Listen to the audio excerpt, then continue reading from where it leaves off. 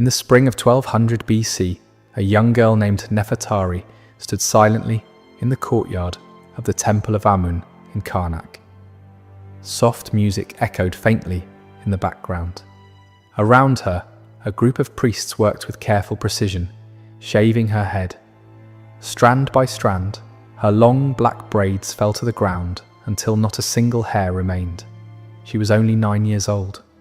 3 days earlier, her father, a low-ranking official, had brought her to the temple. He owed a debt he couldn't repay, not with grain, not with silver.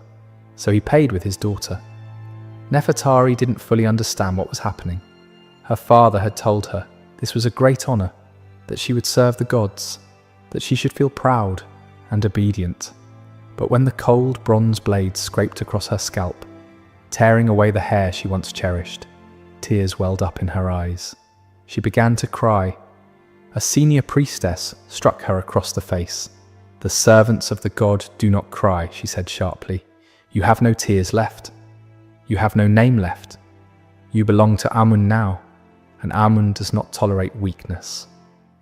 That moment marked the beginning of Nefertari's new life, a life that would last 43 years, a life built on confinement, control, and systematic exploitation, all of it hidden behind walls covered in beautiful paintings, images of divine perfection. She would never leave the temple again. She would never marry. She would never own anything, and she would never have the right to decide what happened to her own body or her future. But here's what most people never realize. Nefertari was not alone. She was one of thousands, girls and women who lived and died inside the temples of ancient Egypt, draped in the illusion of purity, but trapped in servitude. They were given sacred titles: servants of the god, hands of the goddess, the pure ones. But behind those beautiful names was a system that destroyed lives. This is the truth the high priests never tell. And what you're about to hear is not a myth. It's recorded in papyrus, temple archives, ancient records. A story of how religious power can be twisted to control and exploit the most vulnerable. If you want to uncover the darkest corners of human history, help this channel grow. Like the video and subscribe, because what comes next is far darker than you imagine. Today, when people hear about temple virgins or priestesses of Egypt, they picture something elegant, graceful women dressed in white linen, performing sacred rituals, honored and respected as servants of the gods. But that image is completely false. It's the result of ancient propaganda. Let's break down the reality of what these women truly were. The most common Egyptian term was gemet, meaning servant of the god or wife of the god. But those words didn't mean what they seem. Take Mutembaya, for example. She didn't speak Egyptian. She had no idea where she was being taken. She cried the entire journey until a guard struck her across the face and told her that crying was forbidden from that moment on. So she learned to cry in silence. When she finally arrived in Thebes, she was assigned to the temple of Mut, the goddess of motherhood. The irony would only become clear later. She now served a goddess who represented mothers, while she herself would be denied the right to ever become one. The process that transformed girls like Nefertari and Mutembaya into temple property was not accidental. It was designed deliberately to break them, psychologically, emotionally, completely. Once a girl was accepted into service, she underwent a series of rituals meant to erase her identity and reshape her into a submissive servant of the gods. The first ritual was called purification by water. The girl would be taken to a sacred pool, stripped naked, washed again and again with water mixed with natron, a natural salt used in religious ceremonies. But what was presented as sacred cleansing was something far more invasive. These so-called purification baths were, in reality, ritualized examinations disguised as holiness. Priests inspected every inch of the girl's body under the pretense of ensuring purity. They claimed it was necessary, sacred, that any resistance would anger the gods. When Nefertari was brought to a stone basin, 3 priests and 2 older women were already waiting. She hesitated to remove her clothes. One of the women grabbed her and tore them off. The water was freezing. One of the priests stepped into the pool with her and ordered her to remain still. Then slowly, he began to touch her, in ways that made her body tremble with discomfort. When she instinctively pulled away, he grabbed her arm tightly and said in a cold voice, "The gods are watching. They are testing your obedience." Nefertari froze, terrified, and endured it in silence. That moment, disguised as sacred duty, was her first violation, and it set the tone for everything that followed. It taught her one brutal truth: her body no longer belonged to her. After the purification came the shaving ritual. Every strand of hair was removed from a girl's head. Officially, this was said to protect ritual purity, but in truth, it served another purpose entirely. It stripped away identity. Hair was tied to beauty, to pride, to selfhood. Remove it, and you remove the person beneath it. When Nefertari looked at her reflection in a polished bronze mirror afterward, she barely recognized the face staring back at her. That girl was no longer Nefertari. She was becoming whatever the temple wanted her to be. Then came the next step.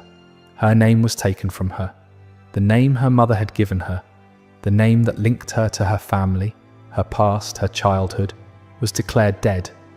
In its place, the priests gave her a new one, something ceremonial, something obedient, something that sounded holy. Nefertari was renamed Nefertbit, meaning beautiful is the lady. She was ordered never to speak her birth name again. That was the symbolic death of the child she had once been. She was no longer her father's daughter, no longer part of a family. Now she was a creation of the temple, a living offering, property of the gods. But the process did not end there. After purification, after shaving, after the renaming, came the darkest ritual of all, the ceremony of divine marriage. Each girl was symbolically married to the god she was chosen to serve. The temple presented this as the highest honor. The girl would be dressed in fine white linen. Her shaved head would be covered with an ornate wig. Jewelry would be placed around her neck, wrists, and ankles. Then she would be led before the statue of the deity and made to swear vows of eternal service. The priests spoke in ritual language, as if the god himself was speaking through them, and with those words the girl was declared the wife of a god. When Mutembaya went through this ritual, she was only 10 years old. Draped in white linen, her small body glittering with gold ornaments, she was led into the inner sanctuary, a dark chamber dominated by the towering figure of the goddess Mut. The high priest began chanting in the old sacred tongue, claiming it was the voice of Mut herself. He proclaimed that Mutembaya had been chosen, pure, blessed, worthy to become the goddess's bride. Then he ordered her to repeat the vows. "I accept the vows. I give myself to Mut. My body is her temple. My life is her property. I will serve in purity and obedience forever." She repeated every word, without hesitation, without understanding what any of it truly meant. That moment bound her to the temple for the rest of her life. The priests recorded it as a sacred union, but in reality, it was a legal contract of ownership. A girl married to a god could never marry a man. That path was closed forever. She could never have children recognized as legitimate. She belonged to that institution until death. And there was something even more disturbing hidden inside this so-called divine marriage. Because the priests did not merely claim to serve the gods, they claimed to represent them physically, to embody them, to act in their place. And once you understand that, the true horror of temple life becomes impossible to ignore.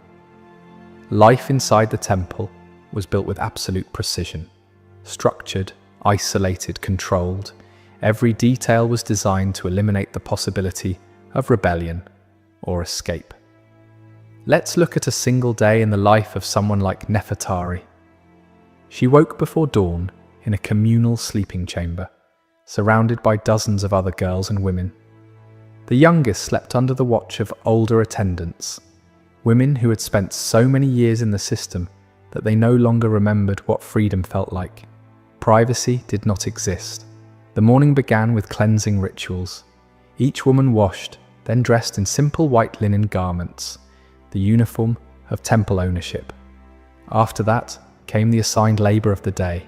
For most, it meant endless hours weaving cloth for the temple, grinding grain, preparing offerings, or cleaning sanctuaries. Monotonous labor, disguised as sacred service. But what made it unbearable was not just the work, it was the silence. The women were forbidden to speak unless spoken to first. Any unnecessary